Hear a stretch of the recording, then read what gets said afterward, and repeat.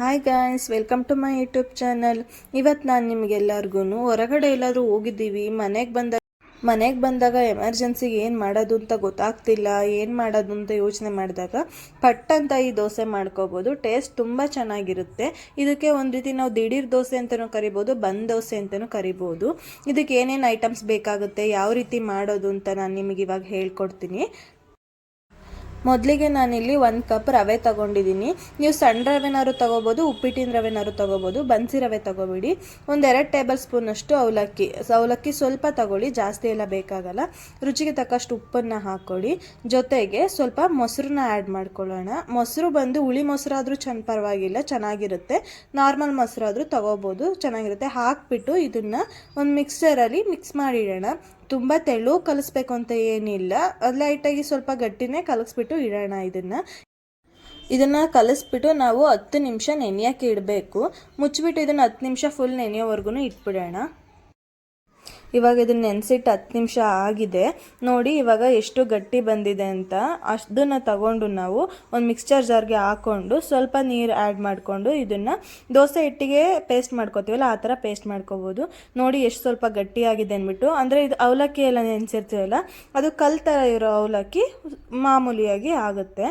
ನೀವು ಅವಲಕ್ಕಿ ಬೇಕಾದ್ರೆ ಪೇಪರ್ ಅವಲಕ್ಕಿ ಕೂಡ ಯೂಸ್ ಮಾಡ್ಬೋದು. ನಾನಿಲ್ಲಿ ಗಟ್ಟಿ ಅವಲಕ್ಕಿ ಯೂಸ್ ಮಾಡಿದ್ದೀನಿ.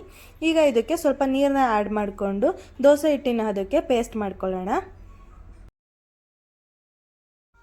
ಈಗ ಇದನ್ನು ಪೇಸ್ಟ್ ಮಾಡ್ಕೊಂಡಿದ್ದಾಗಿದೆ. ನಿಮಗೆ ಸ್ವಲ್ಪ ತೆಳ್ಳಗೆ ಬೇಕು ಅಂದರೆ ನೀರು ಆ್ಯಡ್ ಮಾಡ್ಕೋಬೋದು. ಇದಕ್ಕೆ ನಾನೀಗ ಒಂದು ಒಗ್ಗರಣೆ ಬಾಣಲಿಗೆ ಒಗ್ಗರಣೆ ಹಾಕ್ತಾ ಇದ್ದೀನಿ. ನೀವು ಒಗ್ಗರಣೆ ಬೇಕಾದ್ರೆ ಸ್ಕಿಪ್ ಮಾಡ್ಕೋಬೋದು. ಟೇಸ್ಟ್ ತುಂಬ ಚೆನ್ನಾಗಿರುತ್ತೆ ಅಂತ ನಾನು ಒಗ್ಗರಣೆ ಮಾಡ್ಕೊತಾ ಇದ್ದೀನಿ. ಇದಕ್ಕೆ ಸ್ವಲ್ಪ ಆಯಿಲ್ ಹಾಕ್ಬಿಟ್ಟು ಇದಕ್ಕೆ ಸ್ವಲ್ಪ ಕಡಲೆಬೇಳೆ ಹಾಕ್ತಾ ಇದ್ದೀನಿ.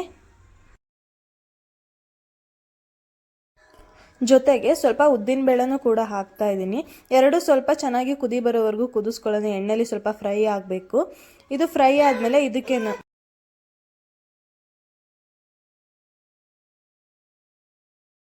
ಎರಡು ಚೆನ್ನಾಗಿ ಫ್ರೈ ಆಗಿದೆ. ಈಗ ಇದಕ್ಕೆ ಬಿಳಿ ಎಳ್ಳನ್ನು ಹಾಕೊತಾ ಇದ್ದೀನಿ. ನೀವು ಬೇಕಾದ್ರೆ ಕಪ್ಪೆಳ್ಳು ಯೂಸ್ ಮಾಡ್ಬೋದು. ನಾನು ಬಿಳಿ ಎಳ್ಳನ್ನು ಹಾಕೊತಾ ಇದ್ದೀನಿ. ಇದನ್ನು ಸ್ವಲ್ಪ ಹುರ್ಕೊಂಬಿಟ್ಟು ಈಗ ಇದಕ್ಕೆ ನಾವು ಸಣ್ಣದಾಗಿ ಹೆಚ್ಚಿಟ್ಕೊಂಡಿರೋ ಅಂಥ ಈರುಳ್ಳಿನ ಆ್ಯಡ್ ಮಾಡ್ಕೊಳ್ಳೋಣ. ಈರುಳ್ಳಿನ ಆ್ಯಡ್ ಮಾಡಿಕೊಂಡು ಈರುಳ್ಳಿ ಸ್ವಲ್ಪ ಬ್ರೌನ್ ಕಲರ್ ಬರೋವರೆಗೂ ಫ್ರೈ ಮಾಡ್ಕೊಳ್ಳೋಣ. ಈರುಳ್ಳಿ ಚೆನ್ನಾಗಿ ಫ್ರೈ ಆಗಿದೆ. ಈಗ ಇದಕ್ಕೆ ನಾನು ಒಂದು 1/4 ಚಮಚದಷ್ಟು ಜೀರಿಗೆನ ಹಾಕೊತಾ ಇದ್ದೀನಿ. ಜೀರಿಗೆನ ಒಂದು 10 ಸೆಕೆಂಡ್ ಫ್ರೈ ಮಾಡಿದರೆ ಸಾಕು, ನಮ್ಮ ಒಗ್ಗರಣೆ ರೆಡಿ ಆಯಿತು. ಈಗ ಇದನ್ನು ನಾವು ದೋಸೆ ಬ್ಯಾಟರ್ ಏನಿದೆ ಅದಕ್ಕೆ ಆ್ಯಡ್ ಮಾಡ್ಕೊಳ್ಳೋಣ.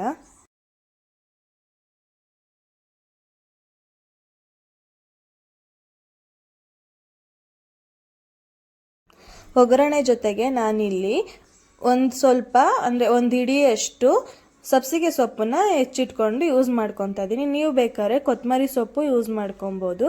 ನಾನು ಸಬ್ಸಿಗೆ ಸೊಪ್ಪು ತುಂಬ ಟೇಸ್ಟ್ ಚೆನ್ನಾಗಿ ಕೊಡುತ್ತೆ ಅಂತ ಅಂದ್ಬಿಟ್ಟು ಹಾಕಿದ್ದೀನಿ. ಈಗ ಇದನ್ನು ಮಿಕ್ಸ್ ಮಾಡ್ಕೊಳ್ಳೋಣ. ನಿಮಗೆ ನೀರು ಬೇಕು ಅಂದರೆ ಆ್ಯಡ್ ಮಾಡ್ಕೊಂಡು ನೀವು ಮಿಕ್ಸ್ ಮಾಡ್ಕೋಬೋದು.